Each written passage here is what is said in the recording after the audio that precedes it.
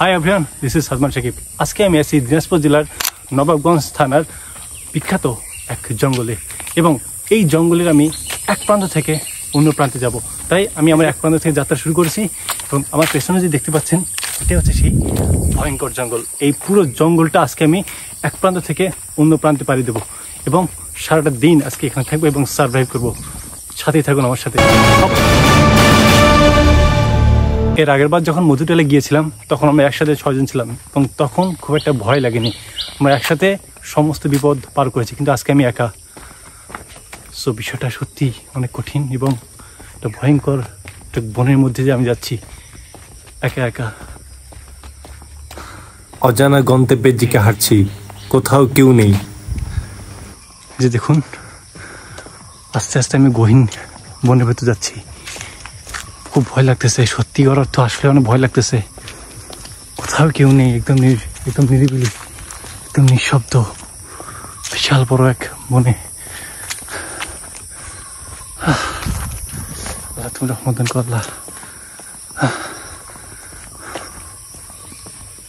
এটা একটা রাস্তা আছে, এটা একটা রাস্তা আছে। কাকা কোন রাস্তার কথা বললো? বা এই পাশ দিয়ে গেলে, ডান পাশ দিয়ে গেলে হচ্ছে একদম আরো বেশি গহীনে।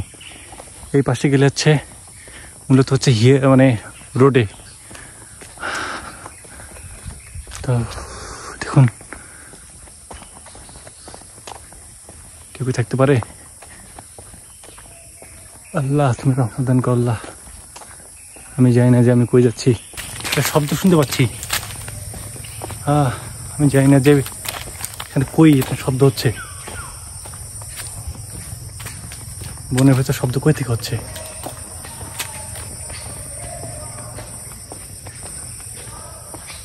কই যেন শব্দ হচ্ছে।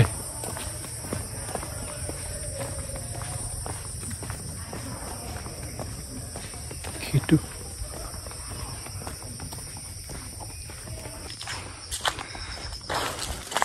ওই যে কয়েকজন বাচ্চা দেখছি, ওরা সামনে দাঁড়িয়ে আছে।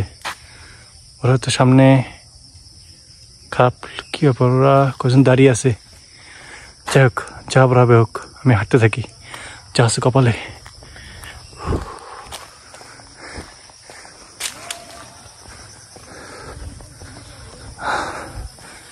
কি একটা অদ্ভুত।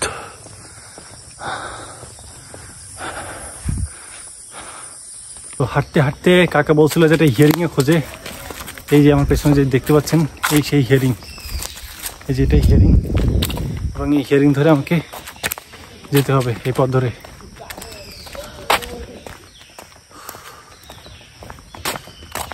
পেছনের দিকটা দেখুন। আপনার সিনেমা হয়তো এরকম জিনিস একটা দেখেছেন, যে এরকম একটা জিনিসকে মানুষের পূজা করে, এখানে সাপ থাকে। এটুকু অদ্ভুত, তাই না? প্রথমবার আমি এরকম সামনাসামনি দেখলাম। তো শালবনের ভেতর দিয়ে এটা একটা হিয়ারিং দেখতে পাচ্ছেন। এটা বিশাল বড়, এটা অনেক দূর পর্যন্ত গিয়েছে, এটা একদম শেষ মাথা পর্যন্ত। তো কাকারা বললো যে এই রাস্তা দিয়ে এগিয়ে যেতে, আর এই দুই পাশে আরও গহীন জঙ্গল। তো এটার কোনো এক পাশে গিয়ে আমি ঢুকে যাব। কেমন জানে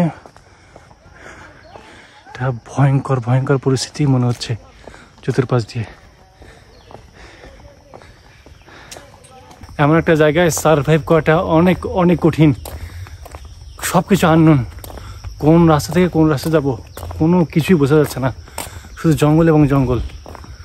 আজকে সারাদিন ঘুরে এই জায়গা থেকে আমাকে বের হতে হবে, এবং এই শালবনের এক পাশ থেকে শুরু করছি, আর এক পাশে আমাকে পৌঁছতে হবে।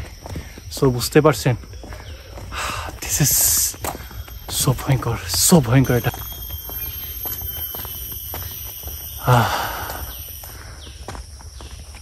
কি ভয়ঙ্কর, কোনো শব্দ নেই।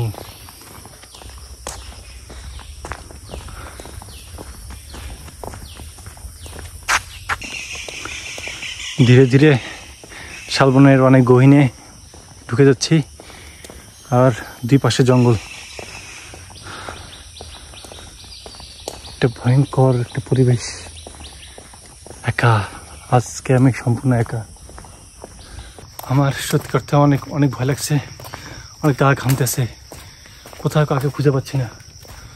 দুই পাশের কতটা ভয়ঙ্কর, কোন রাস্তা দিয়ে কোথায় যাব, ব্যাক করারও কোনো উপায় নেই। আমি মনে হচ্ছে যে আজ যদি কেউ পাশে থাকতো, একা একা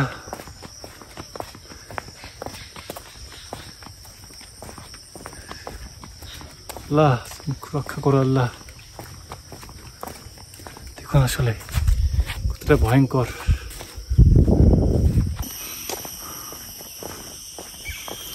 কারা যেন ওই পাশে ভিডিও করার জন্য আসছে, কাউকে যেন দেখা যাচ্ছে। কাকা এখন হচ্ছে আমি আদিবাসীদের সাথে বা তাদের গ্রামে যাব, কোন পাশে যাবো? এই পাশ দিয়ে? আদিবাসীর সাথে যাবেন, এখান থেকে 1 কিলো ফাঁকে। আচ্ছা, এই রাস্তা দিয়ে? হ্যাঁ, এই দাদার মোড় থেকে ঠিক আছে। যায় মানে বিশাল বড় গ্রাম আছে, 2 গ্রাম আছে। তো এতক্ষণ হচ্ছে আমরা দাদার কাছ থেকে এই দিনাজপুরের নবাবগঞ্জে যে বিখ্যাত শালবন, তো এই শালবনের সম্পর্কে আমরা যত ইতিহাস আছে সমস্ত কিছু জানলাম। এবং এটা এত বিশাল বড় যে বলা যায় যে এটা রাজার আমলের, এবং এটাকে ঘিরে অনেক ইতিহাস ঐতিহ্য রয়েছে। তারই একটা ইতিহাসের ছোট্ট একটা অংশের পার্ট আমি হতে যাচ্ছি, এবং সেই জায়গায় আমি গিয়ে বিভিন্ন যে সংস্কৃতি সেটা আপনাদের সামনে তুলে ধরার জন্য চেষ্টা করব। Wait for next episode. Make sure